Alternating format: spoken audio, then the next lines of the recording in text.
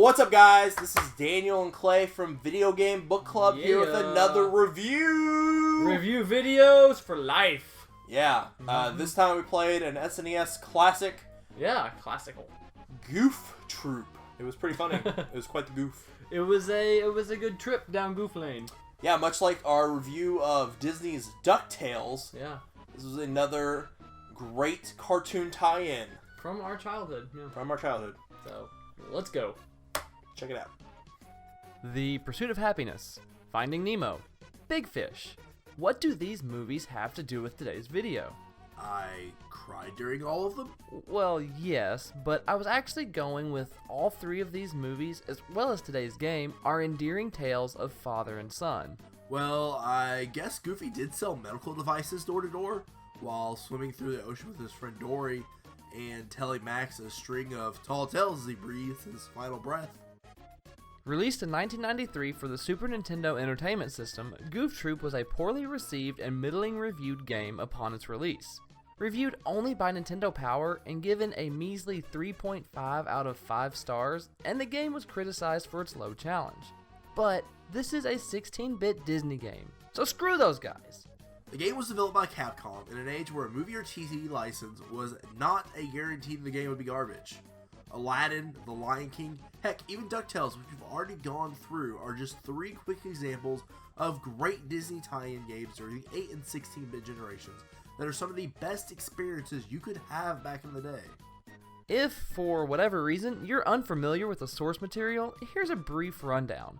Goof Troop is the story of Goofy, who we all know as the classic Disney dog that gets treated like a real person, in stark contrast to Pluto, the Disney dog and not the ex-planet of our solar system, who gets treated like a dog, and his son Max. Spanning 78 episodes, 1 Christmas special, and 2 movies, Goof Troop follows our father and son pair's hijinks as they generally ruin their neighbor Pete's day.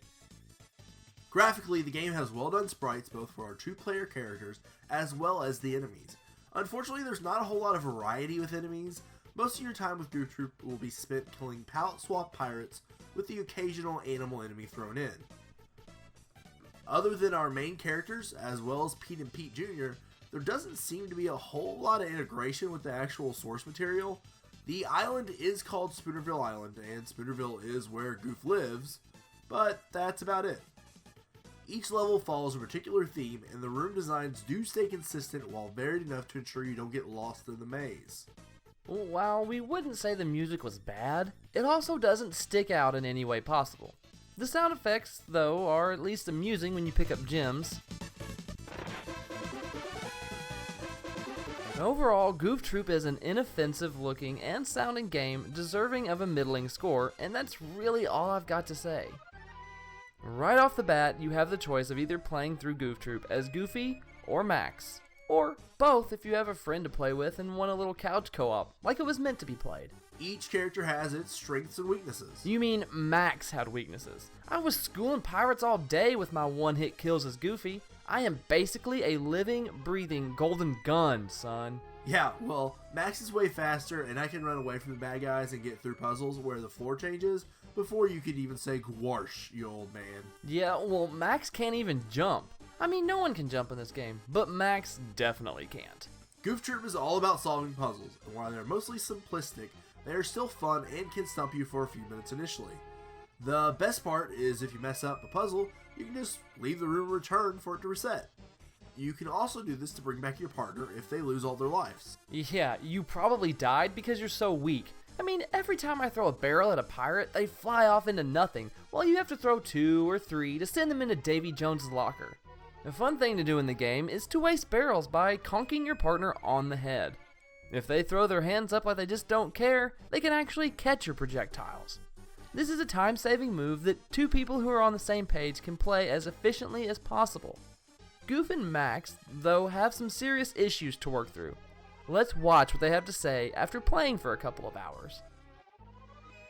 Goof, you dad! Well, gosh, you little shit! I feed you, I clothe you, I take you to that stupid Powerline concert just so you can impress that slut Roxanne. Yeah, then you enroll in my college to screw the librarian, and I'm the bad guy. Well, a goof's got a goof, son. This is why Mom left you, miserable old dog. Minnie would never do that to Uncle Mickey. That's it, gosh damn it. You've crossed the line. Your mother was a saint, and she didn't leave us, Max. She's dead, just like you're about to be.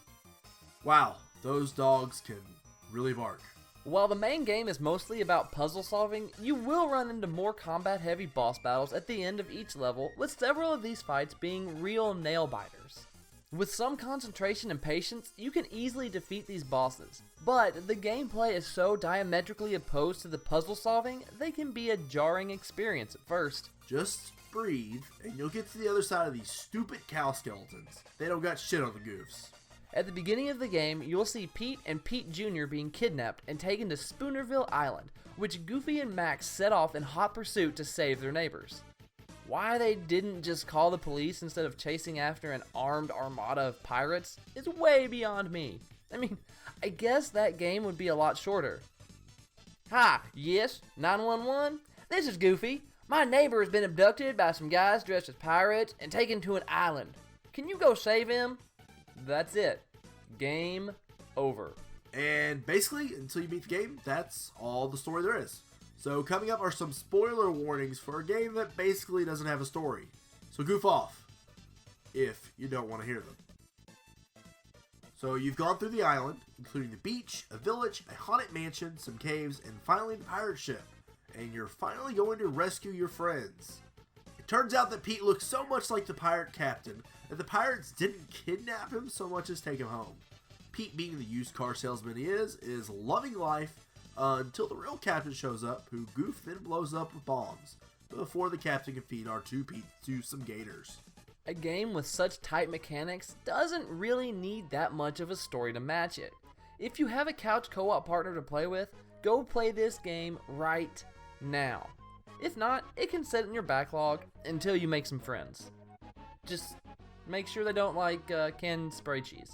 Or have a son. Just don't name him Maximilian. That's a dumb. Yeah, that was super fun, right? That was a goof blast. Yeah, it has nothing That didn't work.